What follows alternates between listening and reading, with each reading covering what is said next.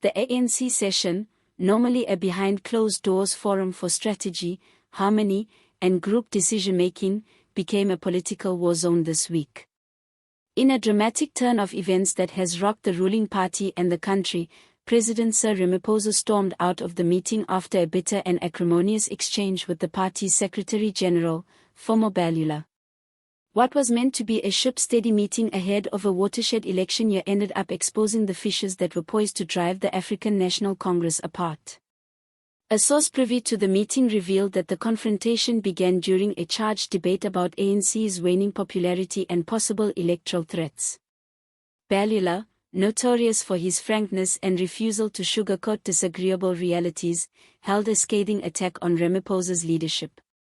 He criticized the president for not giving clear leadership at a moment when the party is under exceptional pressure from corruption crisis, failures in service delivery and rising public eye. Some current attendees said the room was already tense before Mbalula made his speech, with whispers of the ANC's declining support ratings and the growing power of opposition parties.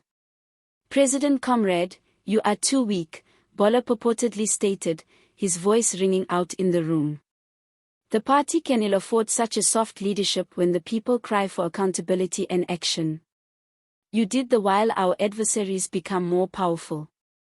His words, as blunt as they were, resonated with resentments many members had murmured behind closed doors. The room was said to fall into stunned silence, with many NEC members amazed by the brazenness of Mbalula's tirade. Others nodded in tacit agreement with his position, while others fidgeted uncomfortably, understanding the seriousness of his words yet not wanting to challenge the president openly. Ramaphosa, a man of his measured and diplomatic temperament, was visibly upset by the open confrontation. For a president who has frequently sought to contain the ANC's internal conflict by sheer negotiation and compromise, Mbalula's tirade hurt deeply. The president lashed back, several sources alleged, accusing Mbalula of playing to the media and humiliating the movement rather than working together to solve its issues. "You will not school me on leadership, Formosa," he allegedly retorted. "I have navigated this organization through tempests you cannot even dream about. But I will not brook disrespect from my own Secretary-General." His tone, witnesses said, was unusually clipped, laced with both anger and disappointment. The confrontation immediately turned into shouting, with both men talking over each other, each trying to dominate. The tension became so intense that other members of the NEC tried to appease them, but the damage was already done. Some of the veterans present stated it had been decades since they had seen such a public and personal confrontation at this level of leadership. In a startling gesture, Ramaphosa stood up, closed his folder, and announced that he would not continue in a meeting in which his integrity was being questioned. He left, leaving shocked NEC members to attempt to mop up the pieces. For others in the room, it was a screaming indication of a widening rift at the very center of the ANC. Speaking on background, one elder member said, "We have experienced differences before, but not like this. If the President and the Secretary-General can stand together, what chance is there for the rest of us?" The citation has since been passed around extensively in political circles and on social media, fueling fears that the unity of the ruling party is disintegrating at a critical time. The consequences were swift. Away from the NEC sitting, there was speculation on whether Ramaphosa's control in the party is slowly disintegrating. Opposition parties were quick to capitalize on the theatrics. Democratic Alliance leader John Steenhuisen made light of the episode, stating, "The ANC is eating itself alive while South Africans suffer. They battle amongst themselves rather than sorting out Eskom, unemployment, or crime." His words rang true with many exasperated citizens who believe the ANC's internal struggles are reflective of its inability to get on top of the country's critical crisis.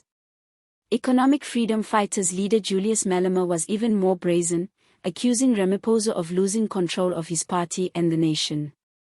"The ANC is free-falling and the people will soon bury it," he asserted during a rally later in the day. Even within the ANC party, there were rumors of potential factional realignments. Some members hinted behind closed doors that Mbalula's rant was not unplanned, but a planned maneuver supported by frustrated factions in the party dissatisfied with Ramaphosa's leadership. These rumors suggest possible opposition to his presidency from within, a situation that can further wreck the ANC. Analysts say the incident may be a turning point for the ANC. The walk-up meant more than individual irritation. It revealed a growing chasm between two of the party's most influential leaders. Political analyst Aubrey Machiki said the NEC is supposed to be a place of collective leadership. When the president stormed out, it marked a breakdown of that cohesion. The ANC cannot have this confusion before polls in which its dominance is already in question. Machiki also cautioned that the public nature of the confrontation would galvanize opposition parties and disillusion ANC members who had expected stability under Ramaphosa's leadership. For ordinary South Africans, however, the conflict only served to deepen frustration with the governing party.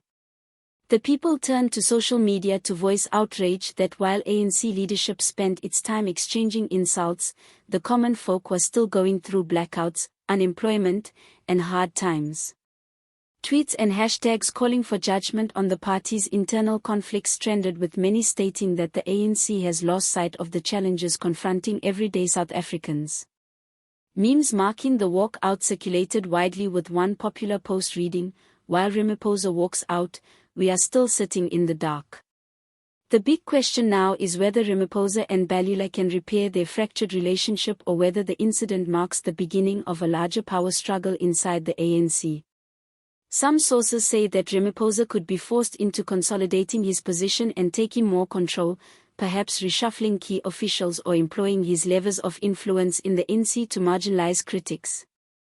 Others caution that this could embolden his rivals still further as they move towards outright confrontation that undermines the party. Senior ANC members are said to be secretly negotiating between the two leaders, worried that ongoing squabbles could forever ruin the party's reputation in time for the next general election. "The ANC has weathered many storms," a senior member told Bloomberg.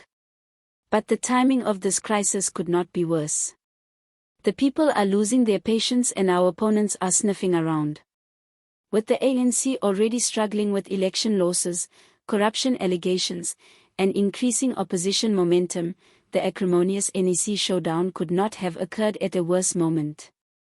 Recent months have seen polling statistics indicating a consistent loss of public confidence, with young voters in specific showing disillusionment with the ANC's capacity to effect real change.